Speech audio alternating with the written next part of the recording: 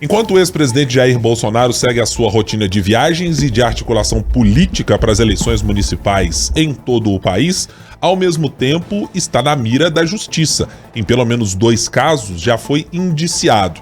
Mas o que ainda há por vir contra o ex-presidente Jair Bolsonaro e o que pode ser relacionado para dificultar a vida dele e de seus aliados nas eleições deste ano de 2024. Também vamos falar sobre o regime de recuperação fiscal.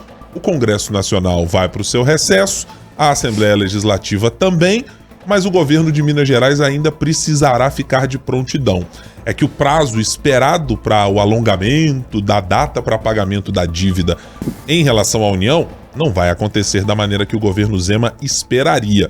Mas e agora? Como ficam as articulações políticas daqui até 1º de agosto, quando o ministro Nunes Marques deve se debruçar sobre o tema novamente para ver se garante uma liminar para o governo de Minas?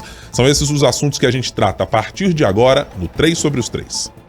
Os principais fatos sobre os 3 poderes da República. 3 sobre os 3. Olá, tudo bem? Seja muito bem-vindo, seja muito bem-vinda mais uma vez ao 3 sobre os 3. É o podcast semanal, sempre com 3 integrantes da Sempre Editora, analisando o que acontece nos 3 poderes da República, no Executivo, no Legislativo e no Judiciário. E para mostrar como as interfaces da política perpassam cada um desses poderes. Nessa semana está aqui comigo, como sempre, Marina Schettini, editora de política do jornal O Tempo. Como vai, Marina? Tudo bem? Oi, Guilherme, tô ótimo. Oi para você, oi para todo mundo que está com a gente. Muito obrigado mais uma vez por estar conosco, Marina, e também diretamente de Brasília, ela que nunca falta, é sempre uma atleta muito disposta e disponível a falar. Né? Disciplinada, com rotina de atleta. Disciplinadíssima. Né? Já chegando próximo das Olimpíadas, né? Tem exatamente essa rotina de atleta. Francine Ferreira, nossa editora-chefe de O Tempo na Capital Federal. Oi, Fran, como vai?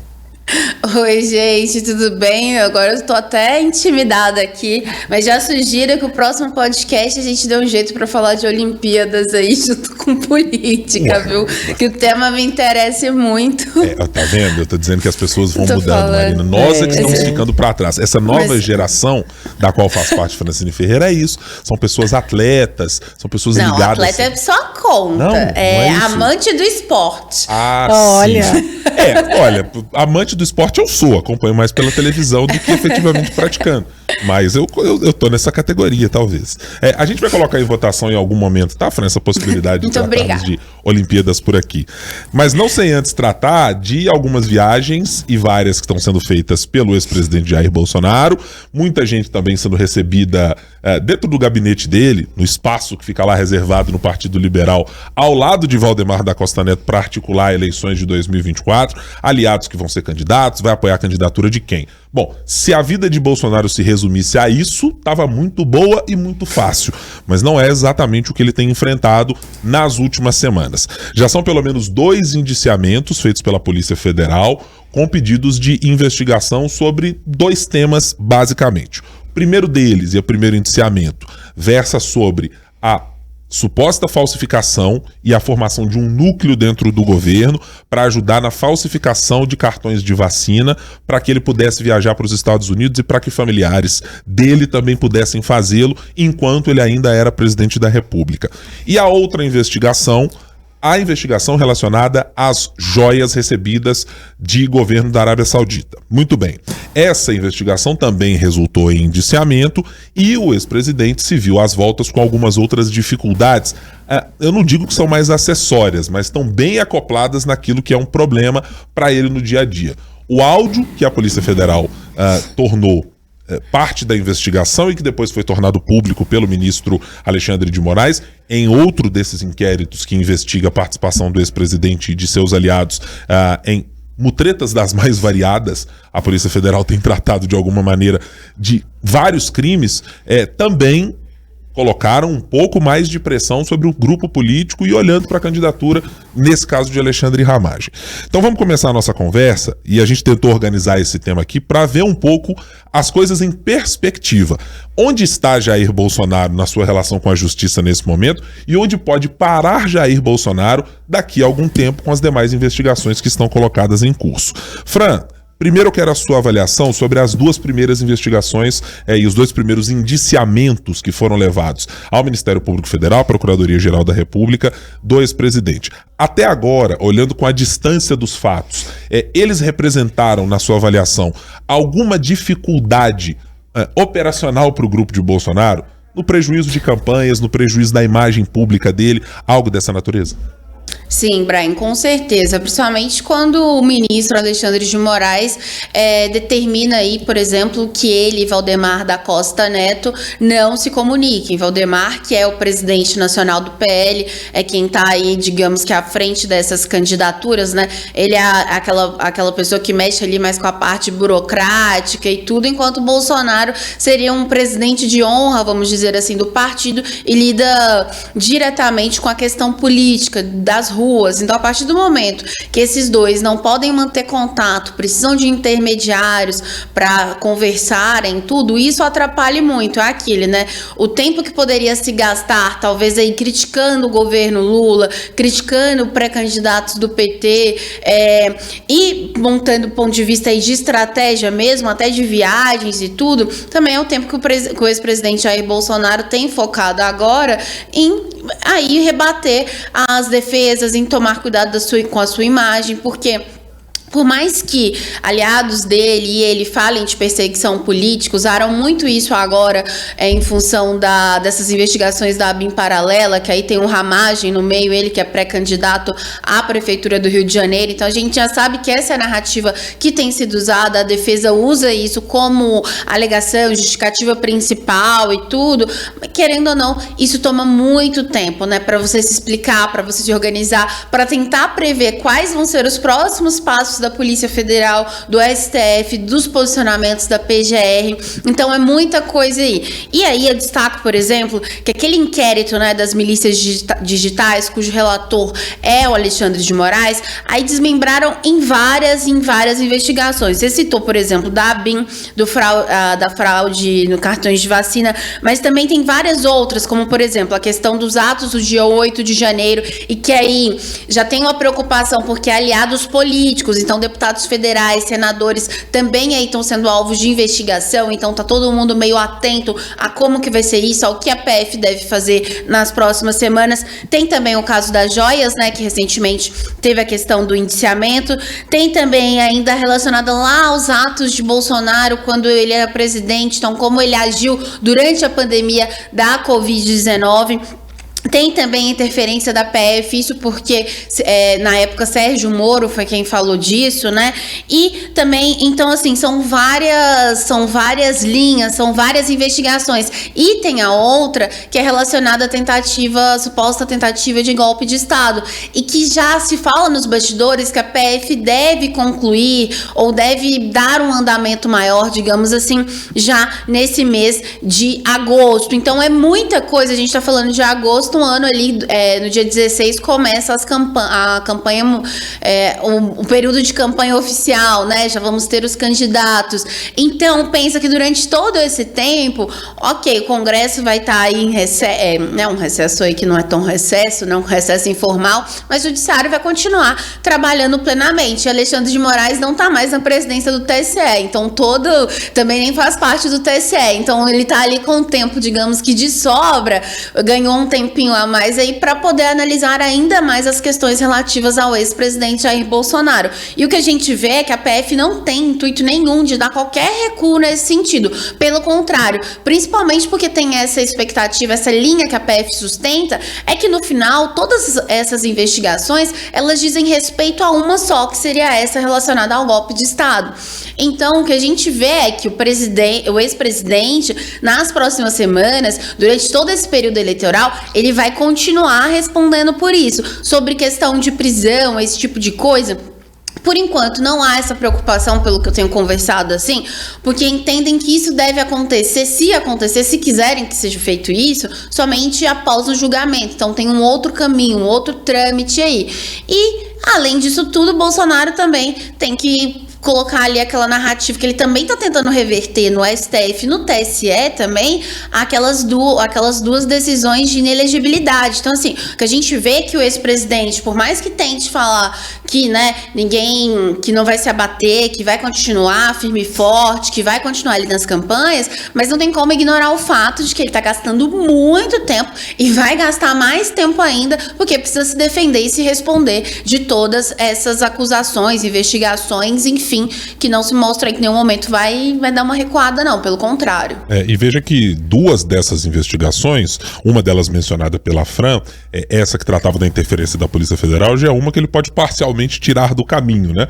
Porque a Procuradoria-Geral da República já se manifestou, e a própria Polícia Federal, dizendo que não encontrou crime de Bolsonaro, especificamente naquilo que foi denunciado pelo ex-ministro da Justiça, Sérgio Moro. E tem hora que a minha cabeça aqui muda e eu vou pensar assim, não, era o ex-aliado de Bolsonaro, é aliado de Bolsonaro, porque eu nunca sei em que momento o Sérgio Moro está, né? Você vira persona não grata, daqui a pouco gosta de novo. É um amor e ódio que às vezes confunde a cabeça do jornalista. E aí, Marina, quero te perguntar na mesma perspectiva da Fran.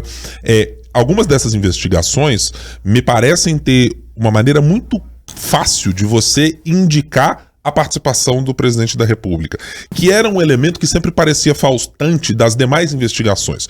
Por exemplo, quando se tratou lá da CPI da Covid, havia sempre a coisa de a oposição sempre esperando, vamos encontrar a digital de Jair Bolsonaro. Foi ele que disse algo XYZ, ou que assinou um determinado documento, e isso aqui vai ser a prova cabal.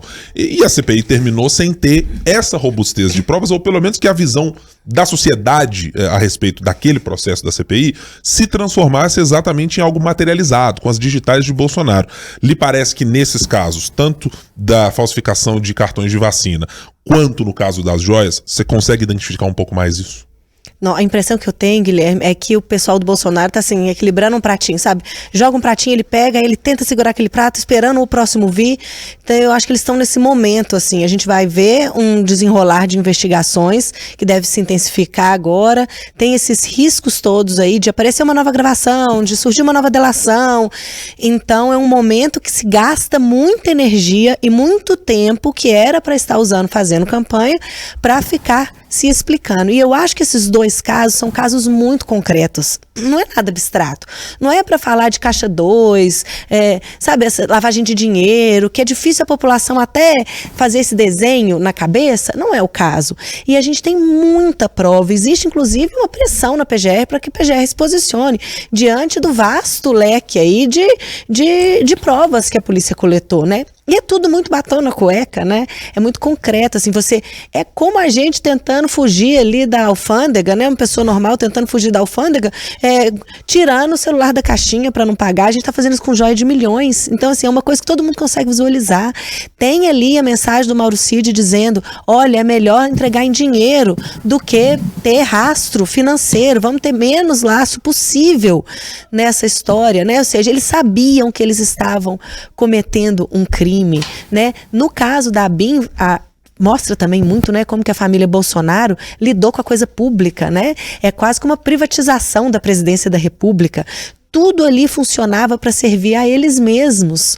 Usava-se a ABIN para poder perseguir adversário, usava-se a ABIN para obter informação para pressionar agentes que iriam investigar o filho do Bolsonaro.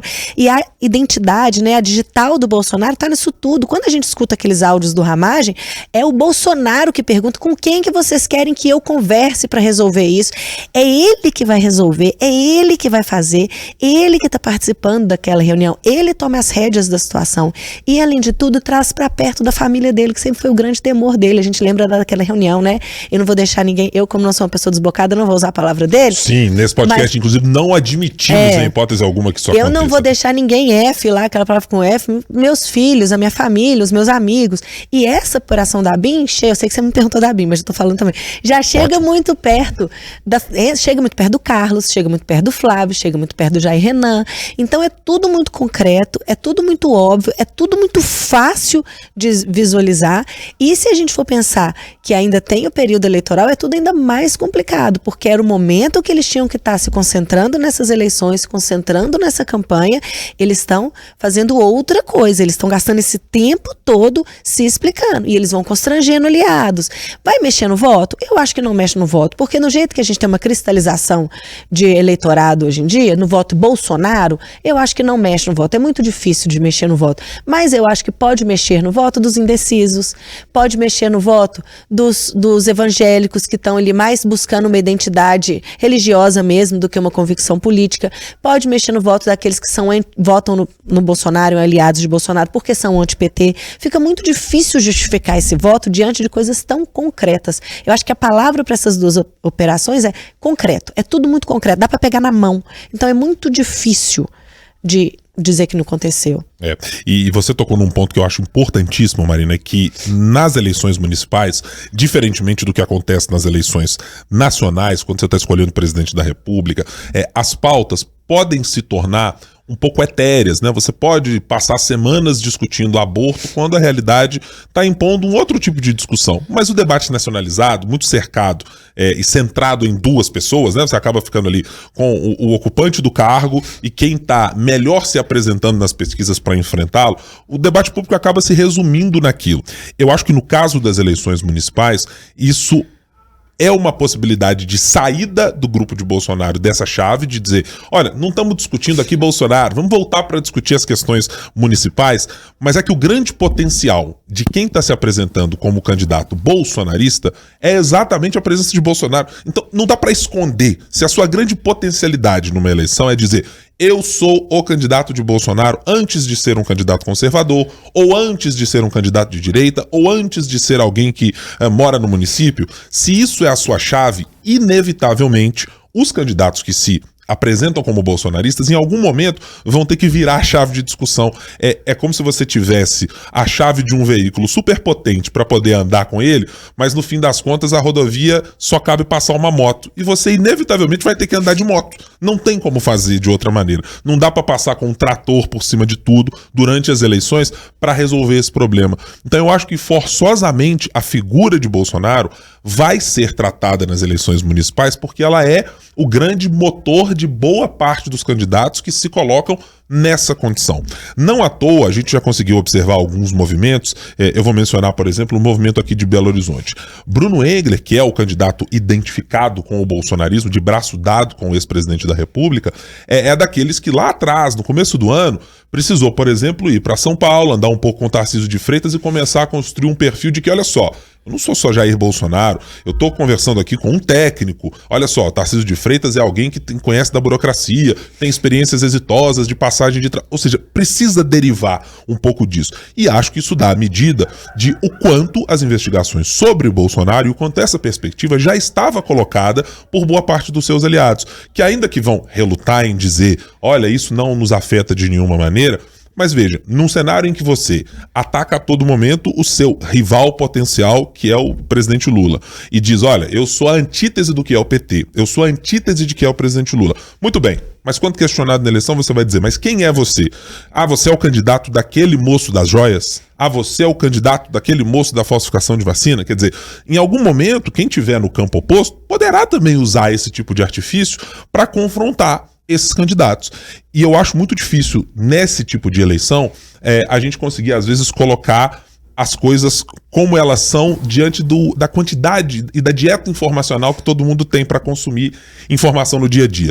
Você lê jornal, você entra num site, você entra na rede social, aí você entra em outra rede social, aí você está num grupo de amigos e tem muitas dessas coisas que vão consumindo o seu espaço de ler coisas muitas vezes concretas, que tem uma linha de raciocínio e que precisam ser, às vezes, depuradas ao longo do tempo para o eleitor processar, dizer, mas peraí, como é que isso tudo aconteceu? E acho que esse caso, ou esses casos, e a Fran mencionou esse ponto, no fim das contas a Polícia Federal está fazendo um mosaico. E está pegando lá de cima do mosaico, está dizendo aqui, ó, a peça principal toda era aparentemente o 8 de janeiro. A gente vai ver, muito possivelmente, a partir do inquérito, quando for, e é evidentemente uma questão apenas de tempo, quando houver um indiciamento do ex-presidente da República no caso dos atentados de 8 de janeiro. Mas tudo isso está colocado sob um mesmo manto olha, havia uma tentativa e instalou-se um grupo político dentro do país com essas pessoas. Aí você vai colocar a pecinha lá do general Heleno, você vai colocar a pecinha do general Braga Neto, você vai colocar a pecinha do Alexandre Ramagem, terão os filhos do presidente, então tem Flávio Bolsonaro fez isso, Carlos Bolsonaro fez isso, mas era esse grande núcleo que operava em prol do presidente da República, não necessariamente para coisas republicanas. Pelo contrário, o que a Polícia Federal está apontando é que elas não tinham nada a ver com isso.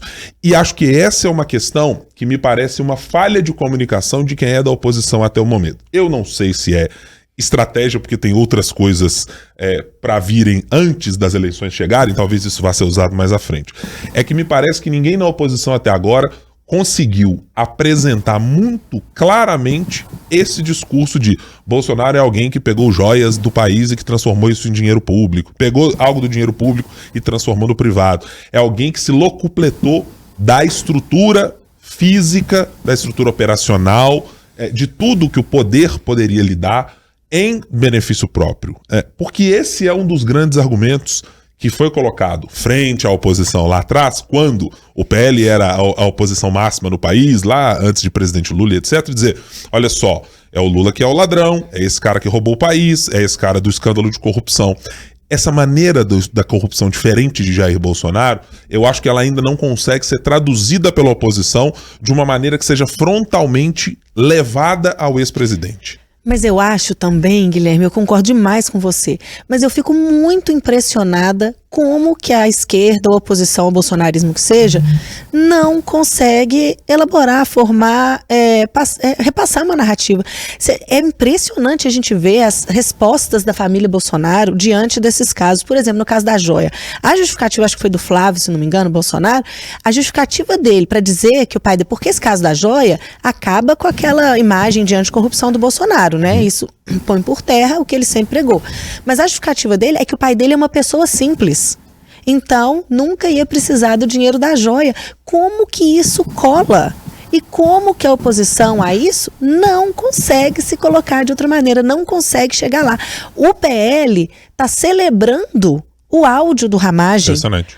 Porque acha que esse áudio, na avaliação deles, né? E eles não estão tirando essa avaliação de trás da orelha, eles devem ter algum fundamento para isso. A avaliação deles é que o áudio aproxima mais, faz a ligação que eles precisariam de muitos eventos, muitas coisas para fazer entre o Ramagem e o Bolsonaro. Diz a avaliação, o que se tira do áudio do Bolsonaro para eles é que o Ramagem é o candidato do Bolsonaro no Rio. É muito importante, é muito significante, é muito interessante como que eles manipulam a informação e fazem isso com maestria, assim, e como que cola. E é impressionante. Pois não, Fran? Não, é interessante porque o PT, a oposição, não consegue fazer o que há alguns anos antes, né, ali, se a gente for pensar um pouco antes da Dilma e tudo, conseguia fazer, né, que era uma oposição de fato efetiva ao PL, né, pensando assim, essa extrema-direita. A gente vê recentemente agora o quanto aqueles memes todos relacionados a Haddad, né, chamando ele Zé Tachão, Tachad, como que cresceu todo isso. O Ministério da Fazenda, o PT tentou responder também por meio das redes sociais, mas está patinando. Então, assim, hoje em dia, realmente quem está sabendo utilizar as redes sociais para isso é essa turma mais ligada ali ao ex-presidente Jair Bolsonaro, que inclusive foi assim que ele foi eleito lá em 2018, né? Começou justamente por essa força nas redes sociais. E ver realmente quanto que PT e esses outros partidos de esquerda patinam muito feio nesse quesito. Nem mesmo para defender o ministro da Fazenda eles estão conseguindo, né? Mas eu acho que a gente também tem, de alguma maneira, um papel de entender como é que esse ecossistema de informação novo opera também. Muitas das pessoas que a gente julga, e às vezes a gente faz uma análise de que racionalmente todos os cidadãos optariam por aceitar ou rejeitar uma pessoa a partir dos erros que ela comete, né? Você diz, olha, eu escolho um político e depois que eu escolhi, se ele for bem, eu votarei a favor. Se ele for mal, eu não vou querer que ele volte pra lá. Não me parece ser mais a lógica que opera pra muitas dessas coisas. E muitas vezes pode valer para o ex-presidente Lula e pode valer pra Bolsonaro, pode valer pra outros que frequentaram o Palácio do Planalto.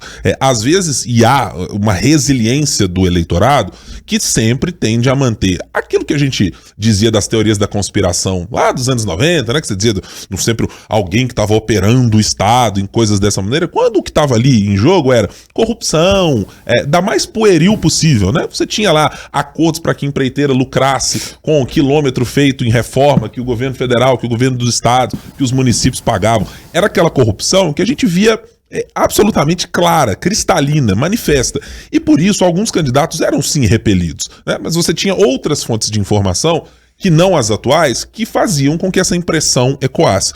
Nas redes sociais, eu acho que a palavra de ordem, para mim, é diversionismo. Nas redes sociais, você pode exatamente tudo. Num debate, e dessa discussão que nós estamos fazendo aqui no 3 sobre os 3. Se alguém decidir fazer um corte sobre um trecho de 10 segundos e colocar uma legenda para resumir que aquilo foi o que nós dissemos num cenário de 30 minutos de conversa, é possível que vá colar nas redes sociais que nós dissemos uma coisa X ou Y. Aí você vai pedir contexto, né? Essa semana, o ministro da Fazenda, Fernando Haddad, sofreu com isso quando houve aquela divulgação da TV Record, de uma jornalista de Brasília, fez uma divulgação antecipada do que disse o presidente Lula numa entrevista. Assim, ela fez um corte e aquilo foi parar numa agência de classificação de risco. Gerou um burburinho danado. Quer dizer, é uma lógica nova de operar as coisas e de fazê-las. O que me chama a atenção é que não há essa capacidade de... Gente, eu fui olhar para exatamente quais são as acusações que restam contra o ex-presidente Bolsonaro. É peculato, e essa também eu acho que é uma questão. A oposição sabe dizer para as pessoas o que é peculato, né? Você diz, cometeu peculato. Tá, não sei exatamente o que é isso. Mas quando você traduz, olha, teve um roubo no Petrolão de um número X de milhões de reais, você consegue tornar aquilo um discurso mais palpável. E essa eu acho que é a grande questão do ponto de vista comunicacional, que a oposição brasileira, se teve essa capacidade nos anos 90, não tem mais de fazê-la, e hoje fica muito evidente que não fossem muitas das bases já consolidadas que o PT e que outros partidos de esquerda têm, dificilmente conseguiriam brigar de igual para igual nas redes sociais. Mas tem peculato, tem 2 acusações de associação criminosa, tem associação para lavagem de dinheiro e tem inserção de dados falsos em sistemas de informação.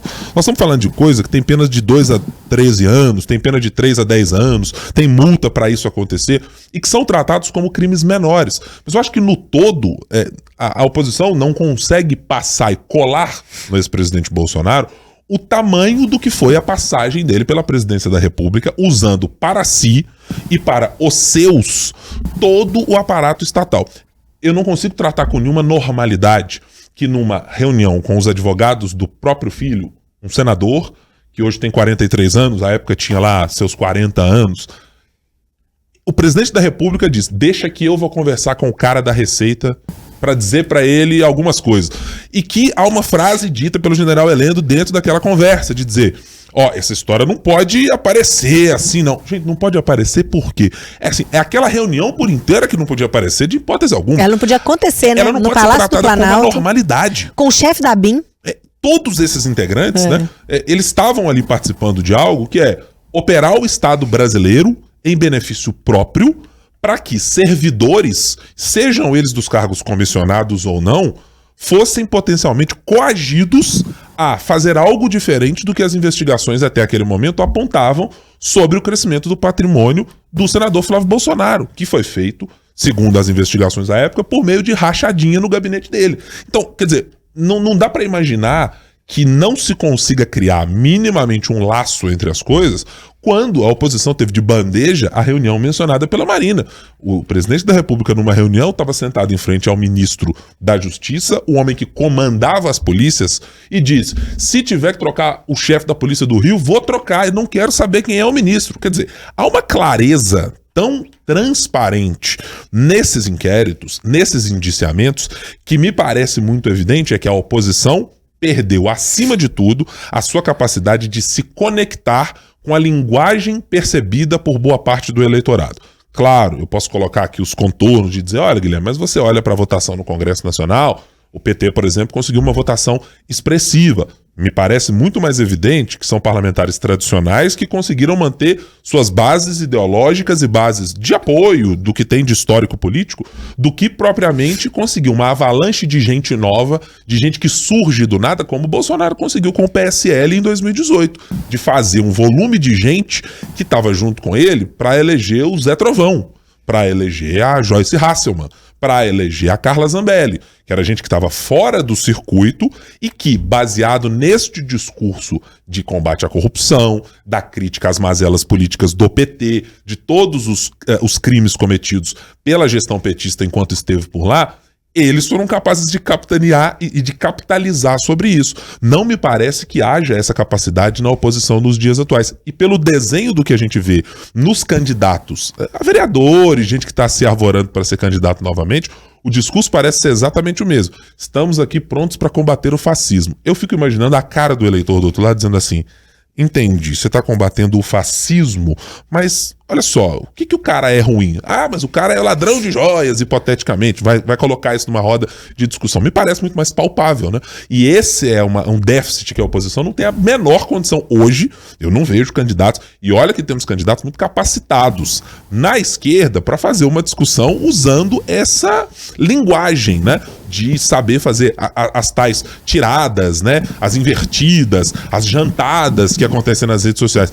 Mas acho que são nas legendas que não há essa capacidade de traduzir esse discurso do que a PF está materializando. São 2.500 páginas de dos inquéritos e mais de 400 no outro deles.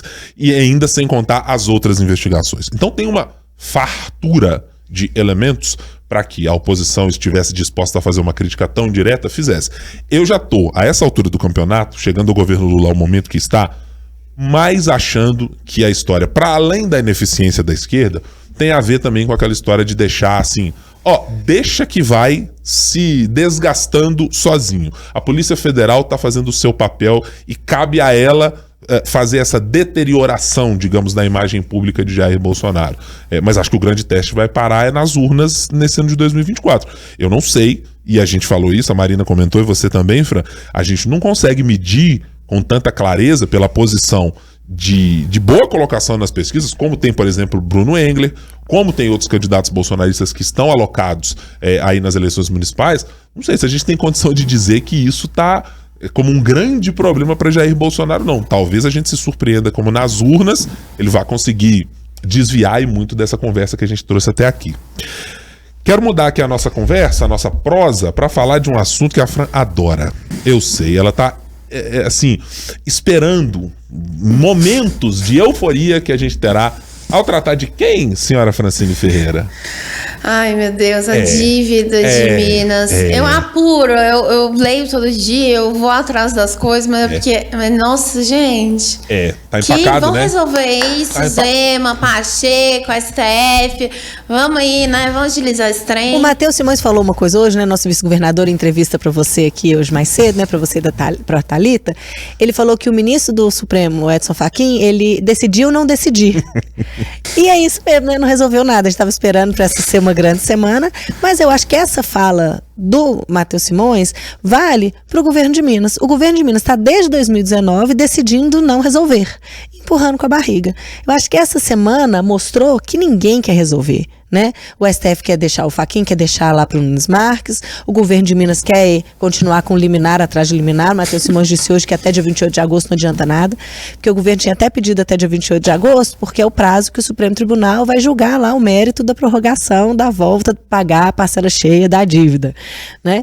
E ele falou que não adianta nada, porque tem que esperar votar o projeto do Rodrigo Pacheco. Então, assim, a impressão que dá mesmo é que o governo realmente quer terminar este mandato sem resolver o problema e se sustentando por liminares de que não façam pagar a parcela cheia da dívida. Só que agora vai poder ganhar de brinde, diante dessa discussão, Marina, uma aprovação do regime de recuperação fiscal, né? Porque, veja só, fazendo o esforço, e foi um parco esforço feito pelo governador durante muito tempo na Assembleia para que esse projeto andasse, e acho que, objetivamente, olhando pela falta de votos. Não tenho voto para conseguir, tem falta de deputado que vai me apoiar nessa conversa, já tem um cipoal de informações mostrando que isso aqui é brabo para o servidor E o deputado nunca quer brigar com o servidor, a não ser que ele tenha motivos muito, muito fortes para fazê-lo como um aliado do governo. Então, já que o governo andou nesse modo, de repente ele ganha a possibilidade de falando, olha, já que a proposta de Pacheco não tá andando, vamos mexer com o RRF. E tá contando, até o elogio que foi feito por Matheus Simões nessa nossa conversa, é muito claro, de Tadeu Martins. Eu conversei com 2 pessoas hoje pela manhã e que me disseram que ficaram surpresos com a decisão de Tadeu Martins de levar a votação exatamente para o mesmo dia em que a decisão pode vir do ministro Cássio Nunes Marques. É porque disse, olha, Tadeu não tinha nenhuma obrigação de fazer isso. Ele podia simplesmente falar assim, olha, moçada, eu levei até o limite das minhas competências, tá? Coloquei o projeto, já tínhamos aprovado o orçamento, estava tudo no caminho limpo, só para o governo se acertar com a sua base e botar as coisas para serem resolvidas na Assembleia. O placar foi de 33-22 nessa votação. É um governo que diz que tem 50 aliados na Assembleia. Não tem 50 aliados na Assembleia. Nunca teve, né? Para essa pauta. E, aliás, não teve para tantas outras. Então, não é uma constante, não é uma garantia que tem. Tanto é que agora estão surgindo as cobranças públicas, tanto do vice-governador, que hoje disse, tá parecendo que tem gente mais do PT guiando os rumos do PL, que é um partido da nossa base, do que propriamente o PL que está caminhando com a gente. Subiu no palanque, andou nas eleições, quer governar junto, quer participar. Não dá para imaginar as coisas assim. Ele deu muito recado, muito pro Sargento Rodrigues, né? Assim, sem citar o Sargento Rodrigues, ele dizia muito do Sargento Rodrigues.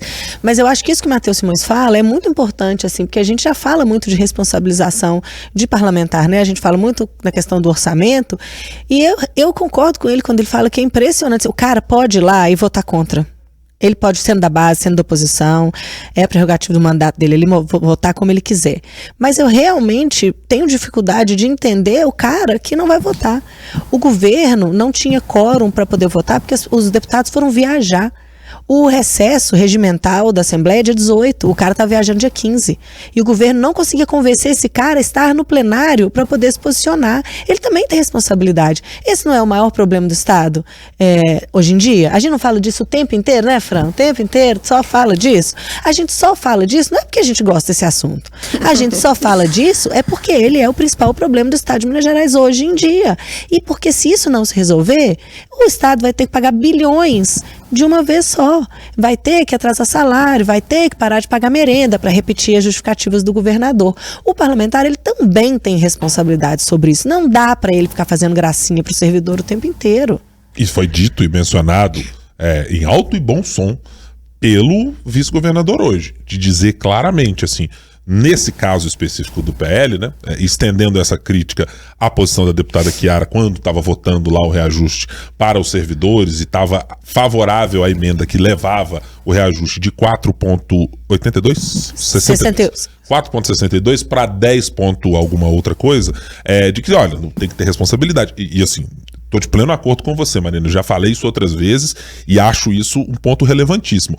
A conta no Brasil sempre é empurrada, de maneira geral, para o executivo. A gente sempre diz que o executivo é o grande culpado por boa parte dos problemas. A gente personaliza muito a política brasileira nisso, né? As pessoas, às vezes, nem sabem se é uma atribuição do presidente da República, do governador ou de quem é, e atribuem uma determinada culpa. Você vê isso no município. Mas a polícia militar não pode agir dessa maneira, é um absurdo. Mas o prefeito da cidade não tem atribuição de tratar com a polícia militar disso, é o governador do estado. E coisas assim. Como acontece no governo federal. A gente cobra do governo federal posições de cortes de gastos, de diminuir uma máquina inchada, mas assim, que parcela o legislativo está entregando desse processo, né? O Congresso Nacional está se tornando mais barato, o Congresso Nacional está olhando para as políticas públicas para racionalizá-las e gastar menos com elas?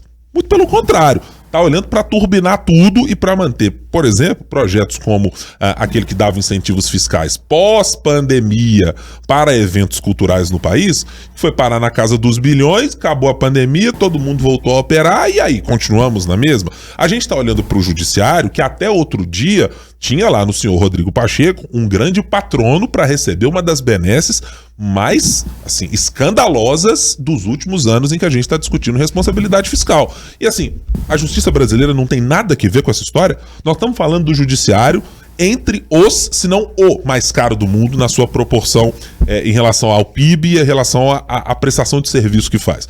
e há sempre o argumento defendido pela justiça de dizer, não, gente, não é assim, as coisas não funcionam dessa maneira, faltam juízes, tá tudo certo. O argumento tá sempre respeitado, mas não quer deixar de dizer que é caro.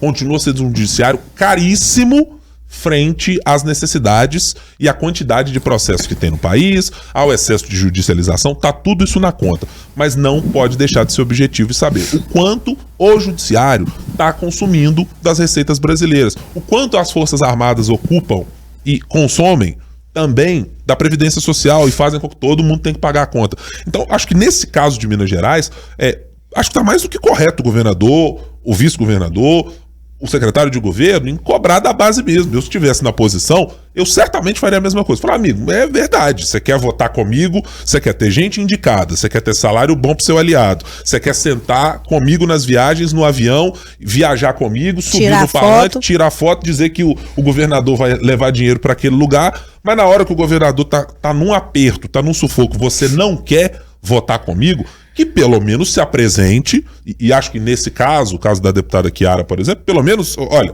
chegou lá e disse, né, aqui ó, eu tô contrário mesmo, o negócio funciona dessa maneira, e eu ficarei em contrário. Muito bem, relação rompida. Seria mais justo com o governo, se estivéssemos tratando dessa perspectiva, de que antes da votação ela já dissesse pro governo, ó, tira meus cargos, tira quem tá aí com você, porque nessa matéria aqui eu não voto. Então, se o acordo foi esse, você quer tirar, pode tirar, mas eu vou votar contra. O governo se viu surpreendido com aquilo que aconteceu.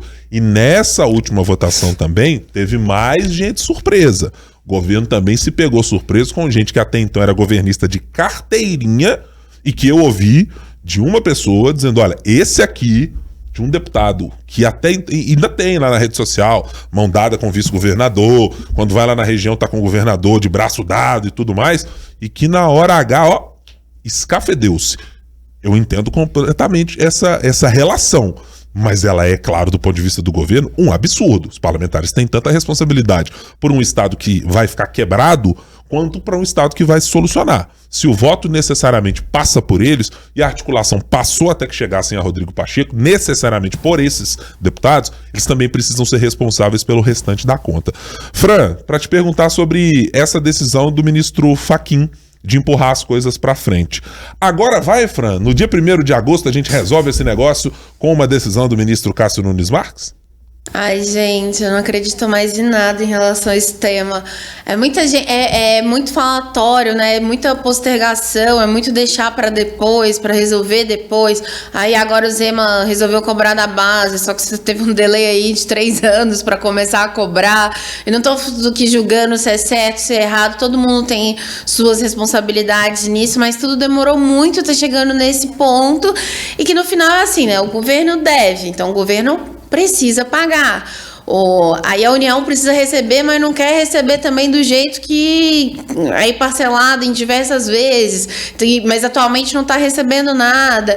Então, assim, é muita gente que no final do ano passado resolveu para ser o protagonista, né, para tentar resolver o problema, e agora viu que a situação tá pior, mas assim, foi um erro de cálculo político, acho que de todos esses atores, e agora o Supremo, como em várias questões, tá tendo que resolver essa questão na última hora aí. Acho que pensando muito na perspectiva aqui nacional também, o que a gente vê é que ainda continua essa insatisfação do Ministério da Fazenda quando o projeto aí de Rodrigo Pacheco de renegociação da dívida.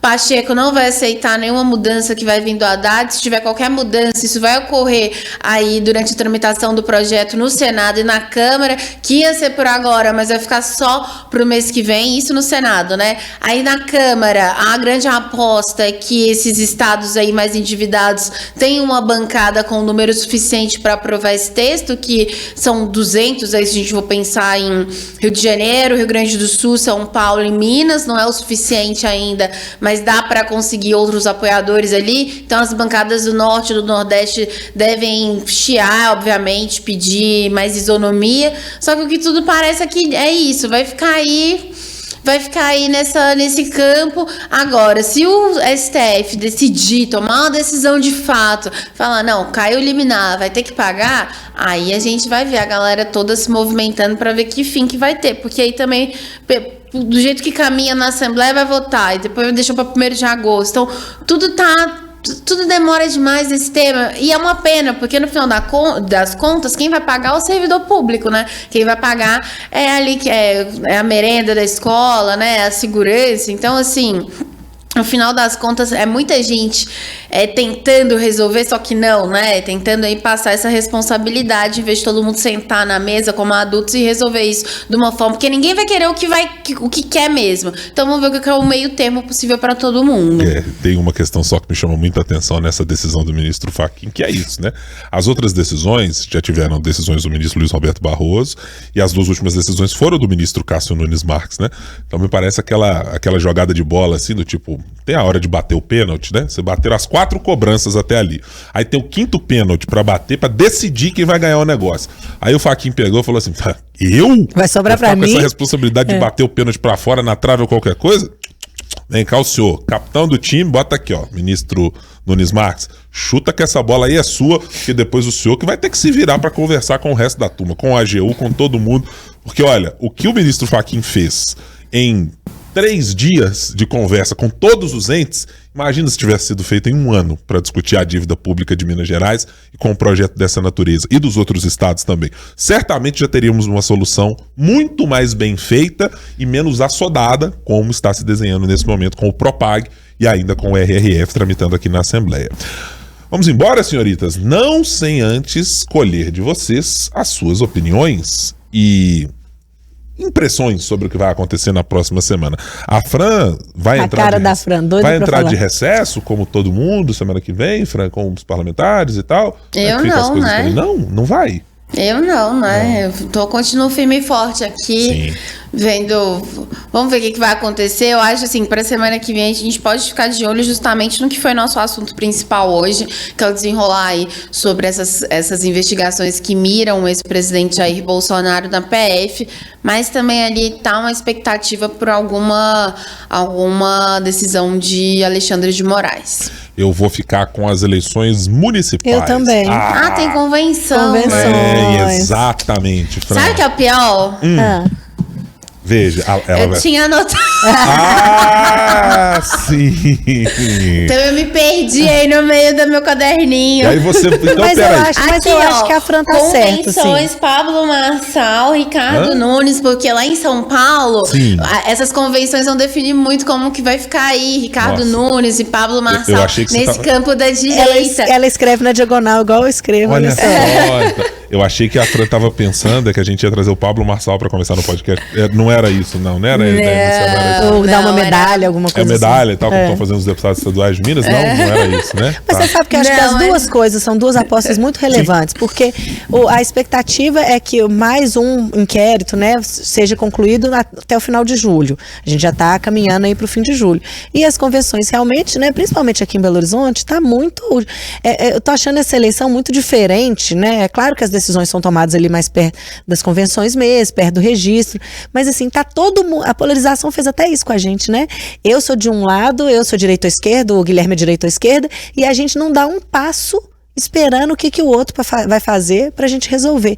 E esse ano tá muito nebuloso, assim, a questão dos vices, por exemplo, né, assim, a gente só tem um decidido, que é o Brant, do Gabriel Azevedo. Nem a da Luísa, né, já não tá mais certo igual estava antes, o Lucas Gonzalez. É bem curioso. Eu acho que as convenções, e a partir do dia 20, não vai ser a solução, porque tem prazo ainda até chegar o dia 5, pra gente ser definida e depois desdefinida, né? Pra mudarem as coisas a depender do sabor das composições políticas que podem acontecer.